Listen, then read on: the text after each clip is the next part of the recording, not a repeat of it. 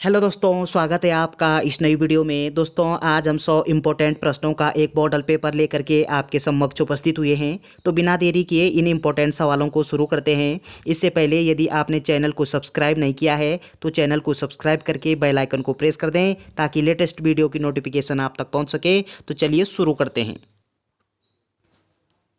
इस वीडियो का पहला प्रश्न है, सुमित्रा नंदन पंत की रचना स्वर्ण किरण का प्रकाशन कब हुआ?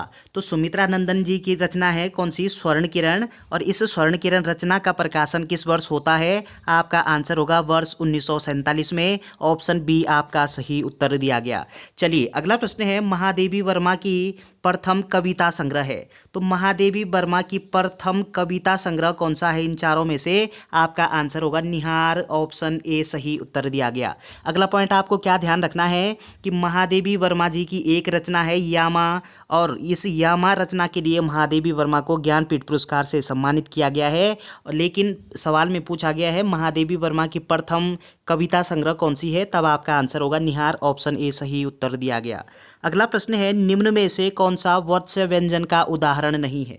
तो वत्स्य व्यंजन का उदाहरण इन चारों में से कौन सा नहीं होगा? आपका आंसर है भ। ये वत्स्य व्यंजन का उदाहरण नहीं होता है। ऑप्शन डी सही उत्तर दिया गया। अगला प्रश्न है, उच्चारण की दृष्टि से स्वरों की संख्या है। तो उच्चारण की दृष्टि से स्वरों की संख्या कितनी होती है? आपका आंसर होगा उच्चारण की दृष्टि से होते हैं स्वर 11। ऑप्शन बी आपका सही उत्तर दिया गया। अगला पॉइंट क्या ध्यान रखना है कि दो होते हैं अयोगवा अंग और अ। ये अयोगवा होते हैं। जब इसको इनमें सम्मिलित कर देते हैं तो इनकी संख्या 13 हो जाती है, और सामान्य रूप से स्वरों की जो संख्या वो 11 होती है। उच्चारण की दृष्टि के आधार पर भी स्वर 11 होते हैं। ऑप्शन बी सही उत्तर दिया गया। अगला प्रश्न है, निम्नलिखित शब्दों में से एक विशेषण नहीं है। तो इन चार शब्दों में से विशेषण शब्द कौन सा नहीं होगा? आपका आंसर है यहाँ पे जो आर्थिक शब्द दिया गया है ये विशेषण नहीं होगा। ऑप्शन डी सही उत्तर दिया गया। बाकी सब शब्द इसमें ये विशेषण है, माधुर्य विशेषण है, बचपन विशेषण है। ये आर्थिक शब्द ये इसमें विशेषण नहीं होगा। ऑप्शन डी सही उत्तर दिया गया। अगला प्रश्न है, पवित्र में संधि है। तो इस पवित्र शब्द में कौन सी संधि हो जाएगी? आपका आंसर है पवित्र में संधि होती है आपकी अयादि संधि। ऑप्शन डी सही उत्तर दिया गया। अगला पॉइंट क्या ध्यान रखना है आपको, ये आप जानते हैं कि संधि कितने भेद होते हैं? स्वर संधि के होते हैं 5 भेद। तो चलिए अगला प्रश्न है, निम्न में संघर्षी व्यंजन है। तो इन चारों में से संघर्षी व्यंजन कौन सा हो जाएगा? आपका आंसर है संघर्षी व्यंजन होगा इसमें से स। ऑप्शन डी सही उत्तर दिया गया।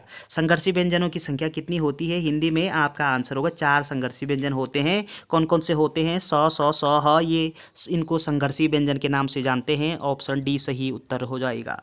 अगला प्रश्न है, देवनागरी लिपि का शासकीय कार्यों में प्रयोग किसके शासनकाल में किया गया? तो हिंदी भाषा की लिपि क्या है? देवनागरी लिपि है। और प्रत्येक भाषा की अपनी अपनी क्या होती है? एक लिपि होती है।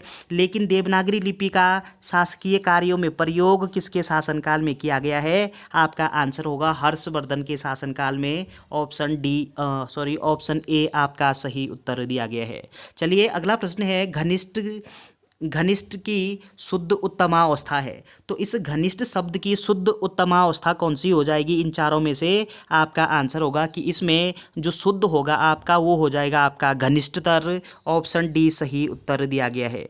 चलिए अगला प्रश्न है कि सावधानी में कौन सा प्रत्यय है? तो सावधानी जो शब्द है इसमें कौन सा प्रत्यय हो जाएगा?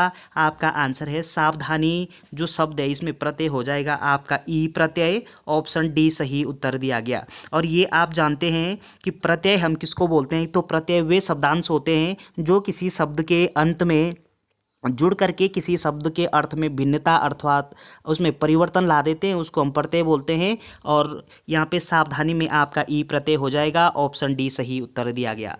अगला प्रश्न है, इनमें से गुणवाचक विशेषण कौन सा है? तो गुणवाचक विशेषण कौन सा होगा इन चारों में से? आपका आंसर है गुणवाचक विशेषण ये नया होगा, नया शब्द दिया गया। ऑप्शन बी सही उत्तर दिया गया है। अगला प्रश्न है, नागर का पर्यायवाची शब्द है। नागर शब्द का पर्यायवाची शब्द पूछा गया है। आपका आंसर होगा कि इसका पर्यायवाची होता है चतुर। ऑप्शन सी सही उत्तर हो जाएगा। अगला प्रश्न है, निम्न में से अर्धस्वर कहलाता है। तो अर्धस्वर कौन सा होता है हिंदी में? आपका आंसर होगा कि ये जो य यहाँ पे दिया गया ये अर्धस्वर होता है। ऑप्शन ए आपका सही उत्तर दिया गया। अगला पॉइंट क्या ध्यान रखना है, हिंदी में अर्धस्वरों की संख्या कितनी होती है? अर्धस्वर दो होते हैं हिंदी में, एक य होता है, दूसरा व होता है। य और व ये क्या होते हैं? ये दोनों अर्धस्वर होते हैं। तो ऑप्शन ए आपका सही उत्तर हो जाएगा। चलिए, निम्न में महाप्राण व्यंजन है, तो महाप्राण व्यंजन कौन सा होगा? इन चारों में से आपका आंसर है महाप्राण होगा इसमें थ। ऑप्शन ए आपका सही उत्तर दिया गया। अगला प्रश्न है हरियाली है, तो हरियाली जो शब्द है ये किस प्रकार का होगा? ये जातिवाचक होगा, भाववाचक होगा, विशेषण होगा, समूहवाचक संज्ञा होगा? आपका जो सही उत्तर है वो हो जाएगा आपका हरियाली होता है भाववाचक। ऑप्शन सी सही उत्तर हो जाएगा।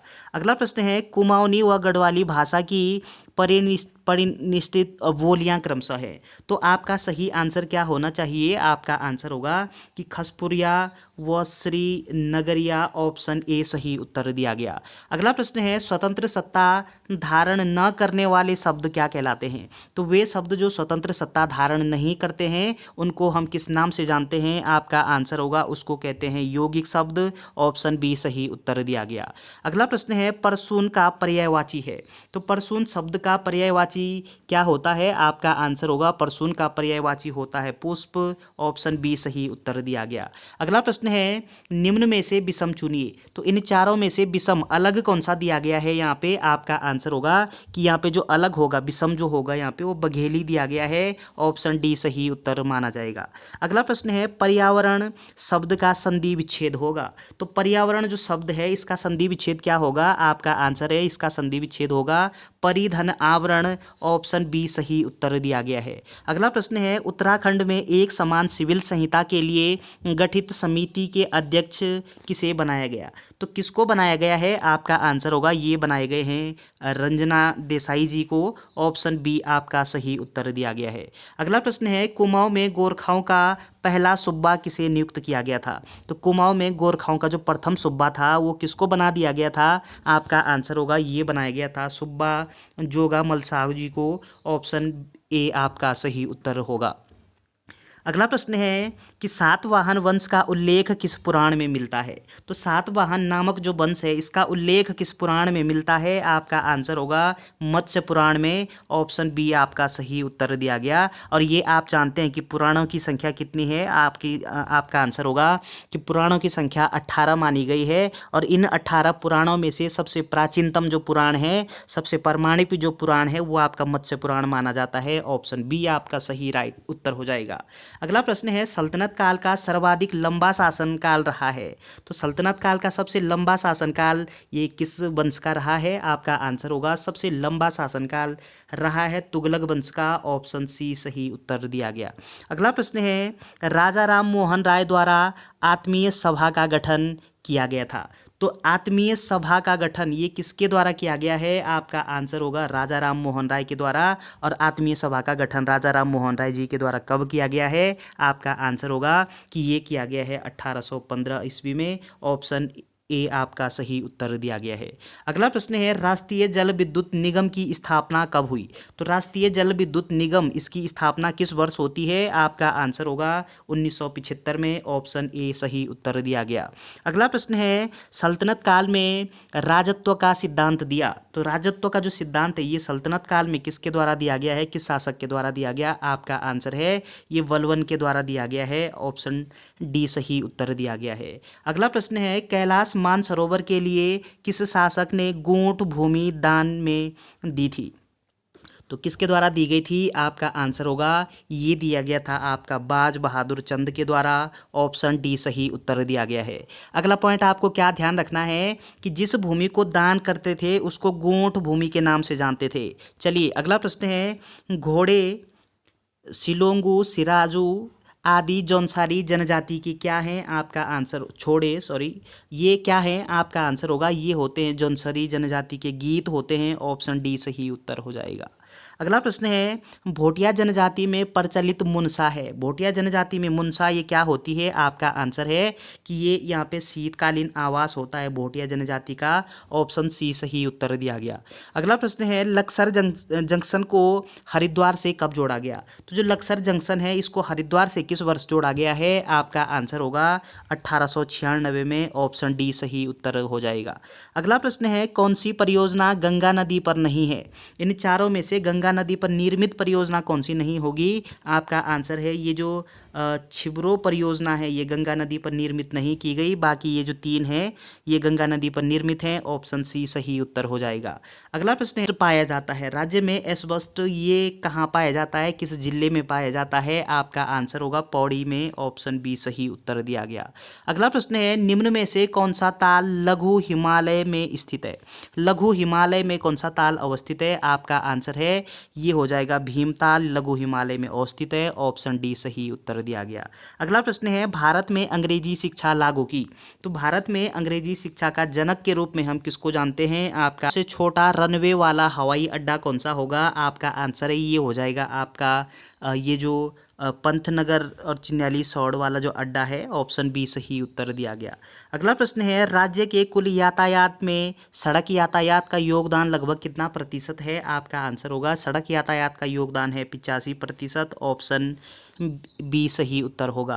अगला प्रश्न है 2011 के अनुसार राज्य की कुल जनसंख्या में से शिशु जनसंख्या का कितना प्रतिशत है? तो शिशु जनसंख्या का कितना प्रतिशत है? आपका आंसर होगा कि ये होगा 13.44%। ऑप्शन सी सही उत्तर दिया गया। अगला प्रश्न है थारुओं की फसल रक्षक देवी है। तो थारू जनजाति की फसल रक्षक देवी किसको मानते हैं? आपका आंसर होगा ये मानते हैं जगमथिया देवी को। ऑप्शन डी सही उत्तर दिया गया है। अगला प्रश्न है गणपर्वत तथा रजतगिरी किसका उपनाम है? तो ये किसका उपनाम होता था? आपका आंसर है ये उपनाम है आपका कैलाश पर्वत का। ऑप्शन डी सही उत्तर दिया गया है। अगला प्रश्न है गुरुमुखी लिपि का आविष्कार किया। तो गुरुमुखी जो लिपि है इस लिपि का आविष्कार किसके द्वारा किया गया है? आपका आंसर होगा गुरु अंगद देव के द्वारा। ऑप्शन बी सही उत्तर दिया गया है। और ये गुरु अंगद देव ये सिख में से दूसरे नंबर के गुरु हैं गुरु अंगद देव। इनका वास्तविक नाम लहना भी था। तो चलिए इनके द्वारा गुरुमुखी लिपि का आविष्कार किया गया है। ऑप्शन बी आपका राइट आंसर होगा। अगला प्रश्न है सालवाई की संधि हुई। तो सालवाई की संधि ये किस वर्ष होती है? आपका आंसर है सालवाई की संधि होती है 1782 में। ऑप्शन डी सही उत्तर दिया गया है। अगला प्रश्न है सल्तनत काल में आधा व विख क्या था? तो आधा व विख ये सल्तनत काल में क्या था? आपका आंसर होगा कि आधा व विख ये सल्तनत काल में था आपका सिक्के थे। ऑप्शन बी सही उत्तर होगा। अगला प्रश्न है शंख लिपि का प्रयोग हुआ है। तो शंख लिपि इस लिपि का प्रयोग कहाँ पे हुआ है? आपका आंसर है इस लिपि का प्रयोग बाड़ाहाट व त्रिशूल लेख में किया गया है शंख लिपि का प्रयोग। ऑप्शन बी सही उत्तर दिया गया। अगला प्रश्न है केदारनाथ आपदा के दौरान राहत व बचाव कार्य जारी रहा। तो कब से कब तक रहा है? आपका आंसर होगा कि ये जो राहत एवं बचाव जो कार्य जारी रहता है वहाँ पे वो रहता है आपका 17 जून से 2 जुलाई तक। ऑप्शन डी सही उत्तर दिया गया है। अगला प्रश्न है बृहद हिमालय व मध्य हिमालय के मध्य मुख्य केंद्रीय भ्रंश स्थित है। यह निम्न में से किस स्थान से नहीं गुजरता है? तो कहाँ से नहीं गुजरता है? आपका आंसर होगा ये आपका पाटलिपुत्र से नहीं गुजरता है। ऑप्शन डी सही उत्तर दिया गया। अगला प्रश्न है मौखरी वंश का अंतिम शासक था। मौखरी वंश का अंतिम शासक कौन था? आपका आंसर होगा कि मौखरी वंश का अंतिम शासक था ग्रहवर्मन। ऑप्शन ए सही उत्तर दिया गया है। अगला प्रश्न है यूनिवर्सल पोस्टल यूनियन की स्थापना हुई थी। तो यूनिवर्सल पोस्टल यूनियन इसकी स्थापना किस वर्ष में होती है? आपका आंसर होगा कि 1874 में इसकी स्थापना होती है। ऑप्शन डी सही उत्तर दिया गया। अगला प्रश्न है SMILE 75 का संबंध है। तो इस इस्माइल 75 का संबंध किससे है? आपका आंसर होगा इसका संबंध है शिक्षावृत्ति से। ऑप्शन सी सही उत्तर दिया गया। अगला प्रश्न है विश्व जैव ईंधन दिवस मनाया जाता है। विश्व जैव ईंधन दिवस ये कब मनाते हैं? आपका आंसर होगा कि 10 अगस्त को विश्व जैव ईंधन दिवस के रूप में मनाया जाता है। ऑप्शन बी सही उत्तर होगा। अगला प्रश्न है उत्तराखंड का पामीर अंग है। ये किसका अंग है? उत्तराखंड का जो पामीर है किसको बोलते हैं? दुधातोली को। और और ये दुधातोली ये किसका अंग है? आपका आंसर होगा कि ये अंग है आपका मध्य हिमालय का। ऑप्शन बी सही उत्तर दिया गया। अगला प्रश्न है गणनाथ मेला कहाँ लगता है? गणनाथ मेला ये कब आयोजित होता है? आपका आंसर होगा गणनाथ मेला ये आयोजित होता है कार्तिक पूर्णिमा को। ऑप्शन सी सही उत्तर दिया गया। अगला प्रश्न है कि चंद्रयान प्रथम विश्व का कौन सा चंद्रयान अभियान था? तो जो चंद्रयान प्रथम था ये विश्व का कौन सा चंद्रयान अभियान था? आपका आंसर होगा कि ये था आपका 68वें क्रम का। ऑप्शन डी सही उत्तर दिया गया। अगला प्रश्न है 73वें संविधान संशोधन के बाद पंचायती चुनाव करवाने वाला पहला राज्य कौन था? आपका आंसर होगा कि ये जो पहला राज्य बना है वो आपका आंसर होगा ये था आपका मध्य प्रदेश। सबसे पहले राजस्थान। ऑप्शन सी आपका सही उत्तर दिया गया। 73वां संविधान संशोधन जब हो जाता है उसके बाद राजस्थान में पंचायती राज प्रणाली जो होती है वो लागू होती है। तो ऑप्शन सी आपका सही उत्तर हो जाएगा। चलिए अगला प्रश्न है इंडियन ओपिनियन समाचार पत्र का प्रकाशन शुरू हुआ। तो इंडियन ओपिनियन नामक जो समाचार पत्र है इसका प्रकाशन कब शुरू हुआ है? आपका आंसर होगा कि ये हुआ 1903 में। ऑप्शन सी सही उत्तर होगा। अगला प्रश्न है संविधान के किस अनुच्छेद में गणपूर्ति उल्लेखित है? तो गणपूर्ति ये उल्लेखित किस अनुच्छेद में किया गया है? आपका आंसर है इसका उल्लेख है अनुच्छेद 100 में। ऑप्शन बी आपका सही उत्तर दिया गया है। अगला पॉइंट क्या ध्यान रखना है कि संविधान के अनुसार किसी सदन की गणपूर्ति वो कब पूरी मानी जाती है? जब कुल सदस्य संख्या का 1/10 सदस्य जब उपस्थित होते हैं तो गणपूर्ति पूरी मानी जाती है। और इसका जो प्रावधान है वो आपका अनुच्छेद 100 में किया गया है। ऑप्शन बी आपका सही उत्तर होगा। अगला प्रश्न है ग्रामीण बैंक का गठन हुआ। ग्रामीण बैंक का गठन ये कब होता है? आपका आंसर होगा कि ग्रामीण बैंक का गठन होता है आपका 2 अक्टूबर 1975 को। ऑप्शन ए आपका सही उत्तर हो जाएगा। अगला प्रश्न है सुंदरढूंगा ग्लेशियर स्थित है। तो उत्तराखंड में सुंदरढूंगा नामक जो ग्लेशियर है ये किस जिले में अवस्थित है? आपका आंसर है ये अवस्थित है आपका बागेश्वर में। ऑप्शन सी सही उत्तर दिया गया। अगला प्रश्न है राज्य की सर्वाधिक लंबी नदी है। तो राज्य की सबसे अधिक लंबी नदी कौन सी है? सबसे लंबी नदी कौन सी है उत्तराखंड की? या आप जानते हैं काली नदी। ऑप्शन डी सही उत्तर दिया गया। चलिए अगला प्रश्न है लक्ष्य सेन का संबंध है।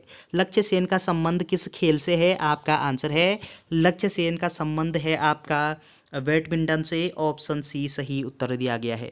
अगला प्रश्न है राष्ट्रमंडल खेल 2022 का आयोजन कहाँ हुआ?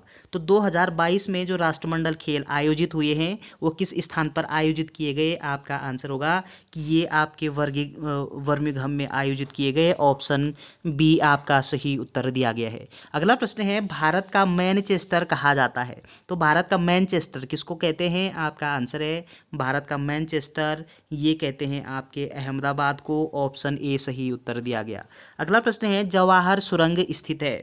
जवाहर सुरंग ये किस दर्रे पर अवस्थित है? आपका आंसर है ये है आपका बनिहाल दर्रे पर। ऑप्शन बी सही उत्तर होगा।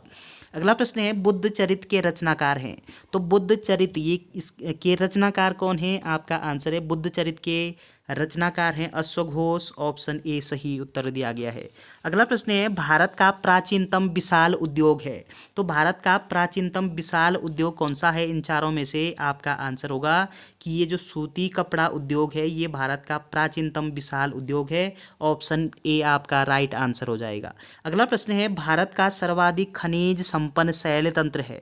तो सब सर्वाधिक संपन्न खनिज शैल तंत्र कौन सा माना जाता है? आपका आंसर है कि गोंडवाना तंत्र माना जाता है। ऑप्शन बी सही उत्तर दिया गया। अगला प्रश्न है विश्व में सर्वाधिक रामसर आर्द्र भूमि वाला देश है।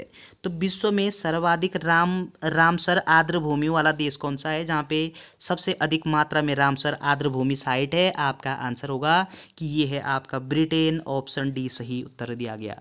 अगला प्रश्न रीजनिंग से संबंधित है। एक व्यक्ति पूर्व की ओर 1 किलोमीटर चलता है फिर दक्षिण की ओर मुड़ करके 5 किलोमीटर चलता है। पुनः वह पूर्व की ओर मुड़ करके 2 किलोमीटर चलता है फिर वह उत्तर की ओर मुड़ छोड़ करके 9 किलोमीटर चलता है वह प्रारंभिक स्थिति से कितना दूर है? आपका आंसर होगा कि ये जो सवाल जब आप इसको सॉल्व करोगे अपनी कॉपी में तो आपका जो सही उत्तर है वो आपका 5 किलोमीटर निकलना चाहिए। ऑप्शन सी सही उत्तर होगा। अगला प्रश्न है, किसी वर्ष में यदि 25 मई को रविवार का दिन है तो उसी वर्ष 25 दिसंबर का सप्ताह का कौन सा दिन होगा? ये रीजनिंग से संबंधित सवाल है। आप का जो सही उत्तर होगा इस प्रश्न का वो होगा आपका गुरुवार। ऑप्शन ए सही उत्तर दिया गया है। अगला प्रश्न है, किसी चित्र में एक स्त्री की ओर इंगित करते हुए एक आदमी ने कहा, इसकी माँ की माँ, इसकी माँ की माँ, इसकी माँ की माँ मेरे पिता की माँ है। चित्र वाली स्त्री से क्या संबंध है? आपका सही आंसर होगा कि चित्र वाली स्त्री से संबंध है मेरा भाई। ऑप्शन बी आपका सही उत्तर दिया गया है। अगला प्रश्न है, सूरत विभाजन का नेतृत्व किया था। तो सूरत विभाजन इसका नेतृत्व किसके द्वारा किया गया है? आपका आंसर होगा कि सूरत विभाजन का नेतृत्व किया आपका तिलक ने। ऑप्शन सी सही उत्तर दिया गया है। अगला प्रश्न है, वे दो ग्रह जिनके उपग्रह नहीं होते अर्थात उपग्रह रहित ग्रह कौन से होते हैं? आपका आंसर है उपग्रह रहित उपग्रह होते हैं बुध और शुक्र। ऑप्शन बी आपका सही उत्तर दिया गया। और ये आप जानते हैं कि वर्तमान समय में सौरमंडल में ग्रहों की संख्या कितनी है? 8 है। 8 ग्रह हैं वर्तमान समय में, पहले 9 ग्रह थे। तो वर्ष 2006 को, पूरी डेट ध्यान रखनी है आपको, 24 अगस्त 2006 को ग्रहों की श्रेणी से जो यम ग्रह है, जो प्लूटो नामक जो ग्रह है उसको ग्रहों की श्रेणी से हटा दिया गया है, उसको बौने ग्रह की श्रेणी में रखा गया। अब वर्तमान समय में ग्रहों की संख्या 8 है। कब हटाया गया है? 24 अगस्त 2006 को। और बुध और शुक्र ये दो ऐसे ग्रह हैं जिनके कोई उपग्रह नहीं है। ऑप्शन बी आपका राइट आंसर होगा। अगला प्रश्न है, भारतीय राष्ट्रीय कांग्रेस की प्रथम भारतीय महिला अध्यक्ष थी। तो भारतीय राष्ट्रीय कांग्रेस की स्थापना कब होती है ये आप जानते हैं। और इसकी प्रथम महिला अध्यक्ष ये कौन बनी थी? आपका आंसर होगा एनी बेसेंट बनती है। ऑप्शन बी आपका सही उत्तर दिया गया। तो एनी बेसेंट इसकी प्रथम अध्यक्ष कब बनती है? आपका आंसर होगा वर्ष 1917 में एनी बेसेंट इसकी प्रथम अध्यक्ष बनती है कांग्रेस की। और उसके बाद कौन बनता है वो आपको कमेंट बॉक्स में टाइप करना है। चलिए अगला प्रश्न है, हिंदुस्तान रिपब्लिक एसोसिएशन का गठन हुआ तो कब हुआ? आपका आंसर होगा इसका गठन होता है आपका 1924 को। ऑप्शन ए आपका राइट आंसर होगा। अगला प्रश्न है, पिट्स इंडिया एक्ट ये कब का है? पिट्स इंडिया एक्ट आपका आंसर है पिट्स इंडिया एक्ट है आपका 1784 का। ऑप्शन बी सही उत्तर दिया गया। अगला प्रश्न है, डूबता हुआ गांव किसकी रचना है? डूबता हुआ गांव ये किसकी रचना है? आपका आंसर है कि ये रचना है अबोध बहुगुणा जी की। ऑप्शन बी सही उत्तर दिया गया। अगला प्रश्न है कि प्रिवी पर्स संबंधित है। प्रिवी पर्स ये किससे संबंधित है? आपका आंसर है प्रिवी पर्स ये पूर्व राजा से संबंधित है। ऑप्शन बी सही उत्तर दिया गया। अगला प्रश्न है, कोरोना वायरस के कारण देश में पहला जनता कर्फ्यू कब लगाया गया? तो ये आप जानते हैं कि अभी कोविड-19 कहते हैं जिसको, कोरोना वायरस में देश में सबसे पहले जनता कर्फ्यू ये कब लगाया गया था? आपका आंसर होगा कि जनता कर्फ्यू लगाया गया था सबसे पहले 22 मार्च 2020 को। ऑप्शन सी आपका सही उत्तर दिया गया। अगला प्रश्न है, उत्तराखंड की श्वेता वर्मा का संबंध है। तो श्वेता वर्मा ये किस क्षेत्र से संबंध रखती है? आपका आंसर है खेल से संबंधित हैं। ऑप्शन डी सही उत्तर दिया गया। अगला प्रश्न है, पर्वतीय क्षेत्रों में नगर पंचायत का दर्जा कितनी आबादी पर दिया जाता है? तो नगर पंचायत का जो दर्जा है वो पर्वतीय क्षेत्रों में कितनी जनसंख्या कितनी आबादी पर देते हैं? आपका आंसर है ये देते हैं आपका 10,000 से अधिक, 5,000 से अधिक हो जाएगा। ऑप्शन ए आपका राइट आंसर दिया गया। अगला प्रश्न है, कालसी अभिलेख में उत्तराखंड के लिए किस शब्द का प्रयोग किया गया है? आपका आंसर हो कालकूट शब्द का। ऑप्शन बी आपका सही उत्तर दिया गया। अगला प्रश्न है, चंपावत स्थित सूर्य मंदिर है। तो चंपावत स्थित जो सूर्य मंदिर है वो कौन सा सूर्य मंदिर होगा? आपका आंसर है कि ये हो जाएगा आपका रमक सूर्य मंदिर। कहाँ पे है? चंपावत में। ऑप्शन सी सही उत्तर दिया गया। चलिए कटारमल का सूर्य मंदिर ये आप जानते हैं अल्मोड़ा में है। चलिए अगला प्रश्न है, नंदा राजजात यात्रा के कौन से पड़ाव में कुमाऊं के लोग भी शामिल होते हैं? तो नंदा राजजात नामक जो यात्रा है उत्तराखंड की, ये विश्व की सबसे लंबी पदयात्रा है। ये 19-20 दिन में पूरी होती है। 280 किलोमीटर की ये पैदल यात्रा है, 280 किलोमीटर की। और कुमाऊं के जो लोग हैं वो आपका 10वें दिन सम्मिलित होते हैं। कहाँ पे होते हैं शामिल? आपका आंसर होगा कि नंद केसरी में, ऑप्शन सी सही उत्तर दिया गया है। अगला प्रश्न है, भारतीय अंतरिक्ष कार्यक्रम प्रारंभ हुआ। तो भारतीय अंतरिक्ष कार्यक्रम ये किस वर्ष प्रारंभ होता है? आपका आंसर है 1962 में, ऑप्शन बी सही उत्तर दिया गया। अगला प्रश्न रीजनिंग से संबंधित है। यदि एक कोड भाषा में इसको PRIVATE को 1 2 3 4 5 6 7 लिखा जाता है और RISK को 2 3 9 8, तो RIVETS को कैसे लिखा जाएगा? तो जब आप इसको सॉल्व करते हो, आपका जो सही उत्तर है वो निकलना चाहिए आपका, क्योंकि आपको यहीं से उसको चूज करना होता है। आपका सही आंसर होगा ये 2 3 4 7 6 9, ऑप्शन सी सही उत्तर दिया गया है। अगला प्रश्न है, जैव प्रौद्योगिकी संस्थान स्थित है। तो जैव प्रौद्योगिकी संस्थान ये कहाँ पे अवस्थित है? आपका आंसर है कि ये है आपका पंतनगर में, ऑप्शन डी सही उत्तर दिया गया।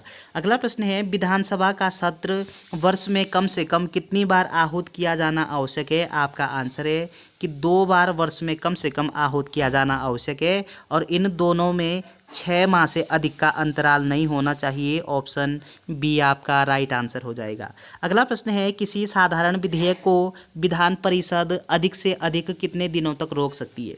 तो साधारण विधेयक के संदर्भ में बात हो रही है कि साधारण विधेयक को विधान परिषद अधिक से अधिक अपने पास कितने समय तक रोक सकती है? आपका आंसर होगा कि ये जो रोक सकती है, आपका आंसर होगा 4 माह के लिए, ऑप्शन सी सही उत्तर दिया गया। अगला प्रश्न है, रिजर्व बैंक ऑफ इंडिया का मुख्यालय स्थित है। रिजर्व बैंक ऑफ इंडिया, इसको हम RBI के नाम से भी जानते हैं, और इसका जो मुख्यालय है वो आपका मुंबई में अवस्थित है, ऑप्शन सी सही उत्तर दिया गया। और ये आप जानते होंगे कि RBI की स्थापना कब होती है? 1 अप्रैल 1935 को।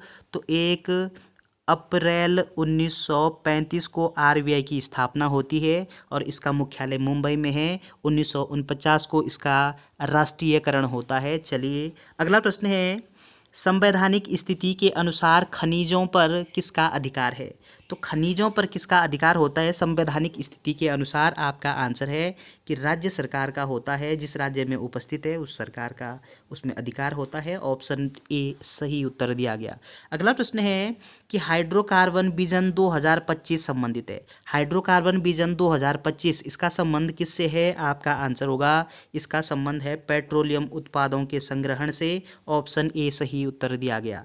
अगला प्रश्न है, कंप्यूटर साक्षरता दिवस कब मनाया जाता है? ये आप जानते हैं कि कंप्यूटर साक्षरता दिवस ये प्रत्येक वर्ष 2 दिसंबर को मनाया जाता है, ऑप्शन डी आपका सही उत्तर हो जाएगा। अगला प्रश्न है, ईथरनेट संबंधित है। तो ईथरनेट ये किससे संबंधित है? आपका आंसर है कि ईथरनेट संबंधित है आपका LAN से, ऑप्शन ए सही उत्तर दिया गया है। अगला प्रश्न है, फाइल, ऑप्शन सी सही उत्तर दिया गया। अगला प्रश्न है, पनामा नहर जोड़ती है। तो पनामा नहर ये किस किस को जोड़ती है? आपका आंसर होगा पनामा नहर जोड़ने का काम करती है किस किस को? तो प्रशांत महासागर को अटलांटिक महासागर से कौन जोड़ता है? पनामा नहर, ऑप्शन बी सही उत्तर दिया गया। अगला प्रश्न है, यूरोप के किस देश को लघु यूरोप कहा जाता है? तो यूरोप महाद्वीप का वो कौन सा देश है जिसको लघु यूरोप के नाम से भी जानते हैं?